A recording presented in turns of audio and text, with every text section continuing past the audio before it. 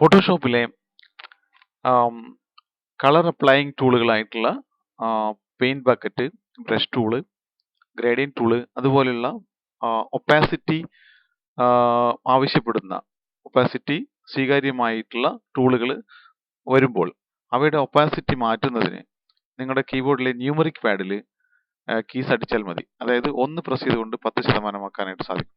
ഇപ്പോൾ ഇവിടെ ഇതിന്റെ എന്താ പറയുക, ഇതിന്റെ ഒപ്പാസിറ്റി 100 ആണ്. ഞാൻ 1 എന്ന് പ്രസ് ചെയ്തപ്പോൾ അത് 10% മാറി.